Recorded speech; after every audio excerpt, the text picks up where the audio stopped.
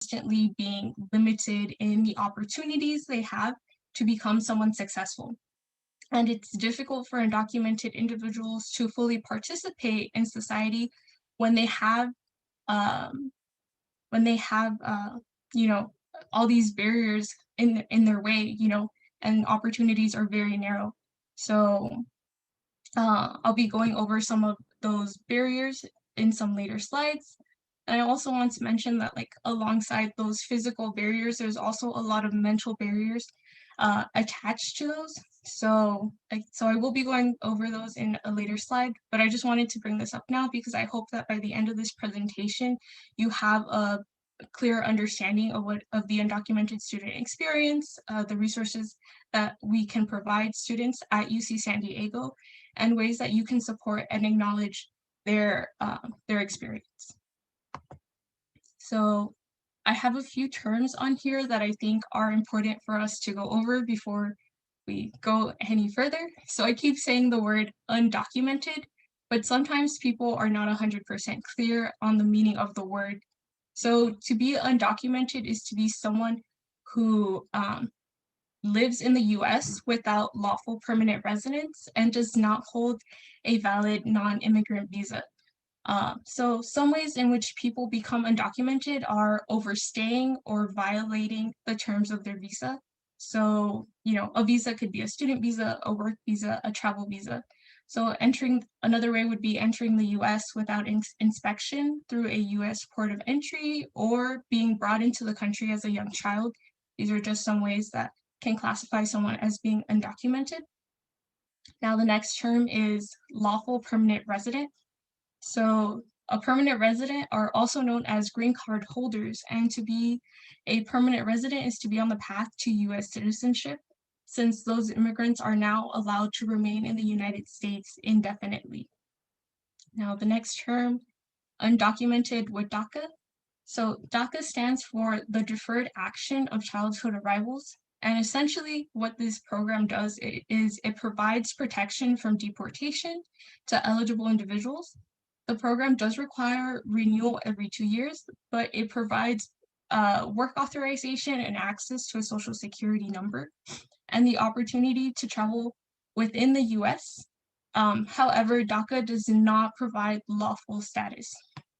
Now, finally, the last term, mixed immigration status family, is a family with members of varying legal status. So very often the situation is such that the parents and the student may be undocumented, while like the younger siblings of the student are American-born citizens. And then I have a question here, if you could all please participate in the chat, just to make sure that I went over those definitions and we're all on the same page. So the question is, if you could define this definition, right? An individual with a work permit and protection from deportation, but is not a citizen or permanent resident is and then there are 3 options. 1, non-immigrant. 2, undocumented immigrant. 3, undocumented immigrant with DACA. So if you could all like write 1, 2, or 3 in the chat, that would be great. And I can wait a few seconds. And if you aren't sure, you could also just write not sure, and I can like quickly go over it again, like what the answer would be and why the others are not correct. Yes. Okay, there's a 3. Does anyone else have an idea? 2? Question mark? Okay. Awesome, awesome. 2? Okay. So the correct answer is 3, undocumented immigrant with DACA, because DACA provides access to a work permit and protection from deportation. The reason why it's not 2 is because undocumented immigrants don't have access to a work permit, nor do they have protection from deportation. And then in case anyone thought it was 1, it's not 1 because non-immigrants are allowed temporarily into the United States with the use of a visa. So thank you all for participating in that. And I hope I clarified any confusion there. So moving on, when it comes to achieving educational equity, Parents, community leaders, and administrators are the biggest advocates for getting undocumented individuals an education. So back in 1982, there was a court case, Plyer versus Joe, where the Supreme Court ruled that Texas could not deny the education of children who were not legally admitted into the U.S. So therefore, undocumented students since then have had access to a K through 12 education across the country. However, this does not include higher education. So one of the challenges students tend to face when pursuing higher education is that there is limited information on how to fill out university applications and where to find funds to pay for college. So currently, not all states allow for undocumented students to attend a university, and only 21 states have laws that permit eligible students to pay in-state tuition. So a term you might have heard be used around is AB 540. So if a student is referred to as being AB 540, then it means they don't have to pay non-residential tuition at California public universities. So in California, students have the opportunity to pay in-state tuition fees if they meet the criteria. So another term you may hear is the California Dream Act. Undocumented students do not qualify for FAFSA. So an alternative to provide undocumented students with financial aid is the California Dream Act, which allows eligible students to receive financial aid from the state. So each state is different in regards to the amount of resources that they choose to provide the undoc student. Some will do more and some will do the bare minimum, right? And the bare minimum is providing that K through 12 education. So it's clear that there are some disparities among the resources offered to undoc students, making it difficult for some to navigate adulthood when opportunities to become someone are so narrow. So I do want to mention that this is where you can play a role, right? In being informed and informing others. So for example, if you care about student outreach and student retention, or you just in general like to keep people informed, you might make a post sometime around October saying, hey y'all, don't forget to fill out your FAFSA. But if you want to be more inclusive, you would say, hey y'all, if you're eligible, don't forget to fill out your FAFSA or your California Dream Act applications this year. Because you never know, who'll see your post, and some people who you have, like some of your followers, they might be prompted to look up what the California Dream Act is. Maybe they've never heard of it, or maybe they ask you what it is and you tell them, oh, it's financial aid for undocumented students. And then they might be able to spread the word to someone that they know. So it helps to be informed, and when the opportunity presents itself, to spread that information. So next, I'll cover some of the challenges that undocumented students tend to face. So the first is constantly feeling fearful. So over the years, there have been increasing threats of deportation, anti-immigrant rhetoric that have led to increased anxiety, stress, and fear among the undocumented community. Through our history, the US has never failed to put in place anti-immigrant policies. And it is our federal and state policies that create uncertain futures for our undocumented communities. And we can trace these policies all the way back to the start of the 1882 Chinese Exclusion Act and then we can follow it, to the present, to the 2017 Trump closing borders to certain individuals from 7 Muslim majority countries, as well as in 2017, the repeal of DACA. So with such policies, undocumented immigrants are having to put up with a type of violence that affects not only their work, but their family and their school life. So senior high school students, so back then, right, in 2017, senior high school students could not apply for DACA, which only created more uncertainty for them if college was something that they were looking towards doing, right? So another challenge are the limited opportunities. So without DACA, students likely do not have a work authorization, which means that they cannot apply for a job the traditional way. So often the only choice available is to become an entrepreneur, do some contracting work, become an independent consultant. to be an independent contractor or to do some consulting work. Because employment opportunities are limited, it is important for students to have as much professional development opportunities during their undergrad and graduate careers so they can find ways around not having work authorization. Finally, another challenge that students often encounter is traveling. So traveling is also very much limited. If students have DACA, they can only travel outside of the US if they apply for advanced parole through USCIS. And if students travel without approval, they will lose their DACA status. And when students attempt to come back, even when even if they left the United States with approval, and when they try to come back into the US, they're not guaranteed to be let back in. So it's kind of risky to try and travel outside of the US, even if you have DACA.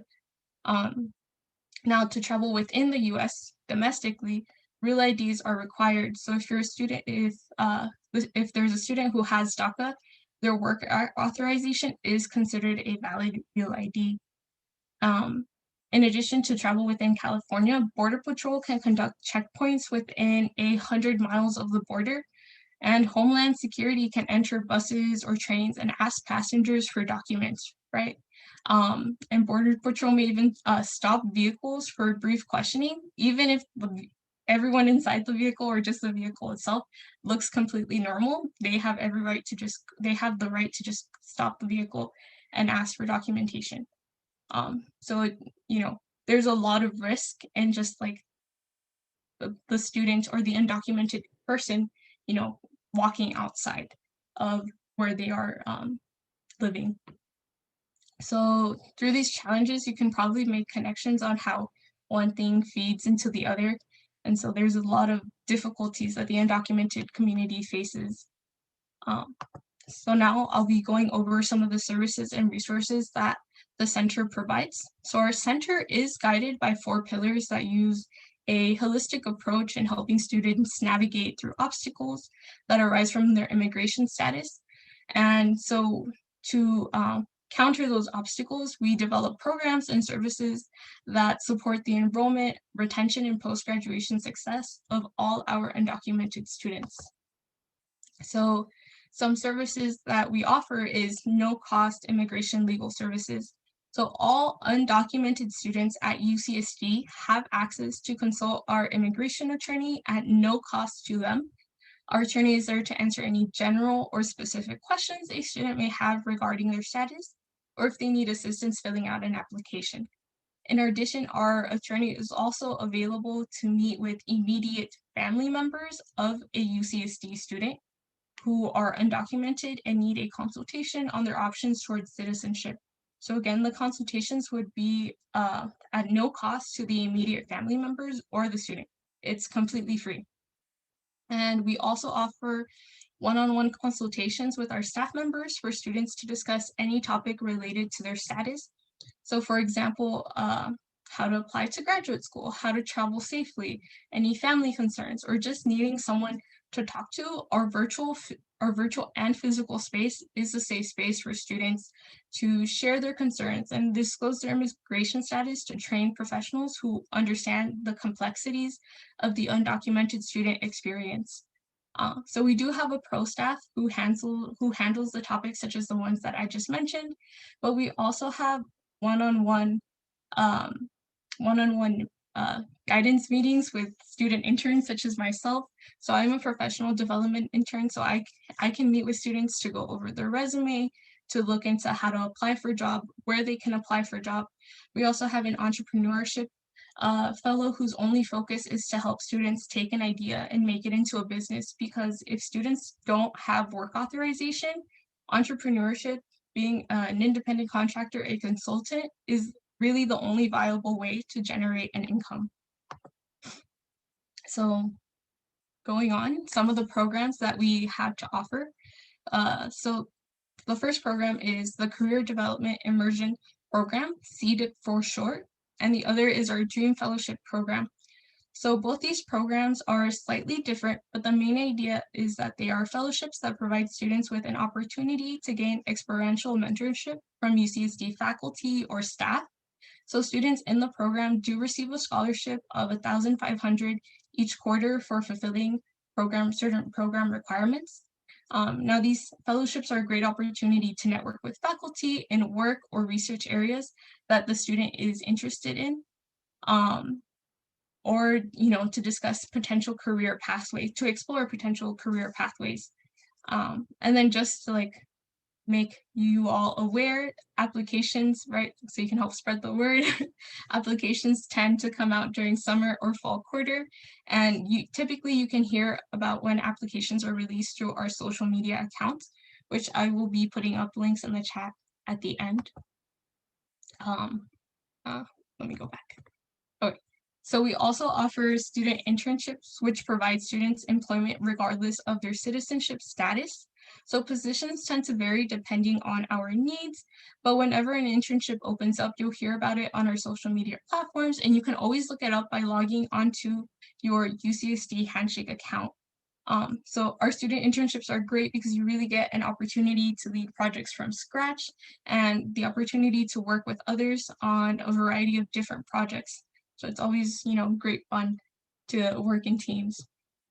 And I do want to point out that even here at UC San Diego, if students do not have work authorization, they cannot get a paid on-campus job. So that is a problem we are trying to mitigate through our CDIP program, which we provide students with a stipend for working somewhere on or off campus. Alongside that, we are working with other campus departments to open paid job positions for students without work authorizations, so that students can get practical experience and get paid for what they do. Okay, so moving on to the types of financial aid we provide.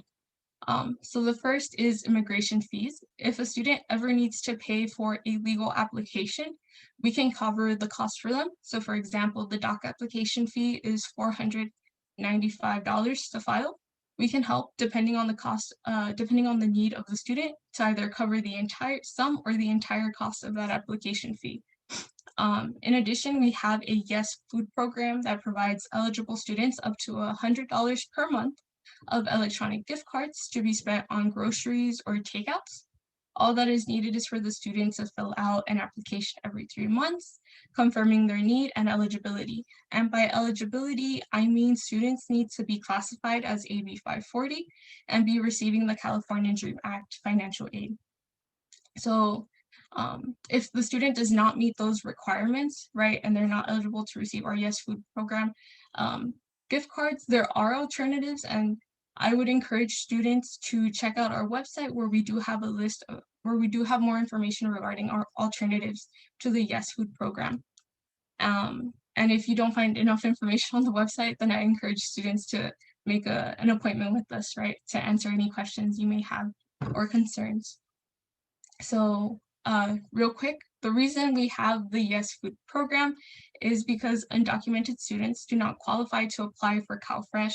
So this is the alternative that we have created for students to be receiving funds for their basic food necessities.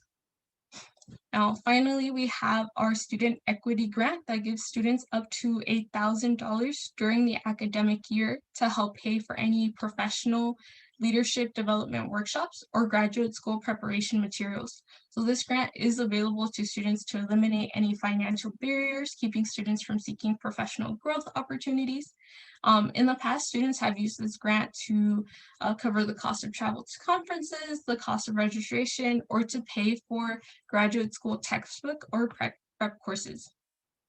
And I would like to mention that if we were back at our physical space, we offer a variety of amenities such as indoor and outdoor study space, a laptop, and other technology lending programs, snacks, free printing, and other stuff, other good stuff. So in addition, we also host hangout events at our center to give some community to our undocumented students.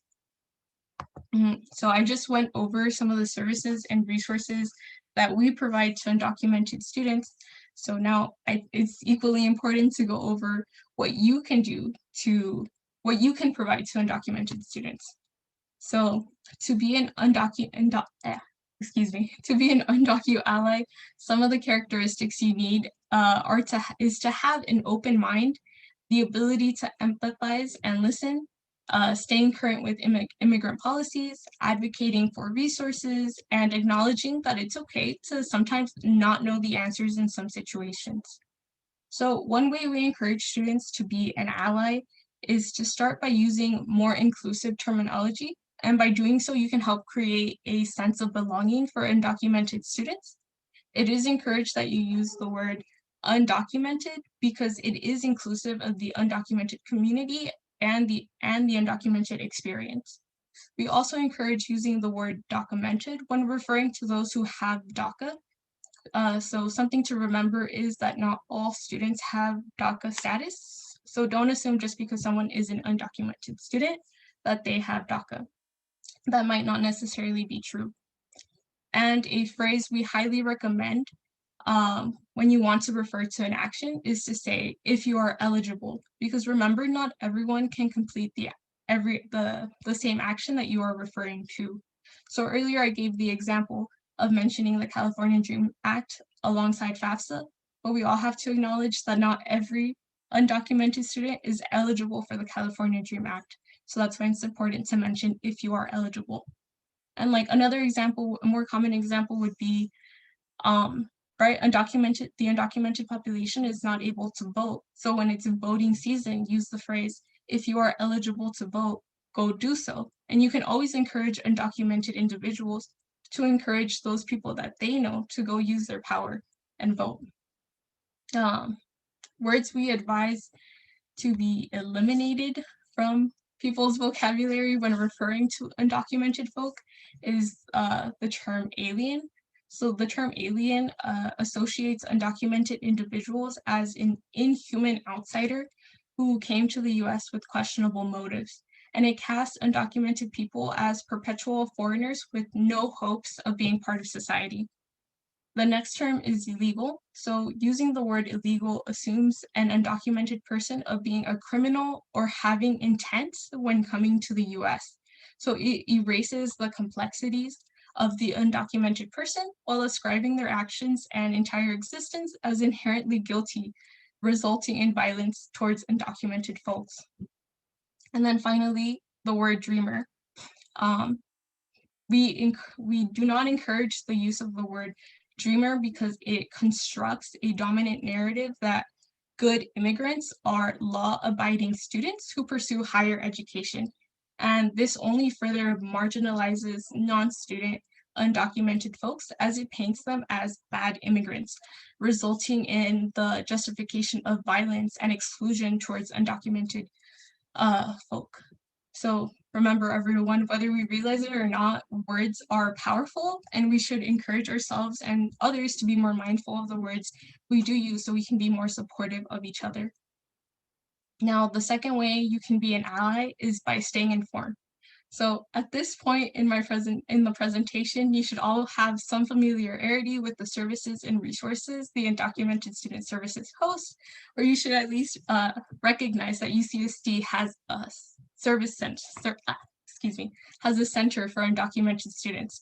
So with your new knowledge, you can share our services and resources among your communities, and who knows, right? You may directly or indirectly be helping someone who did not know about us.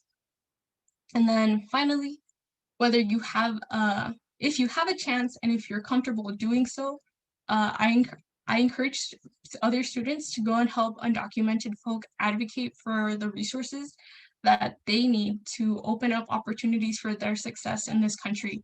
So, you know, the more we are, the louder we can be, the better the chance we have of being heard. So yes.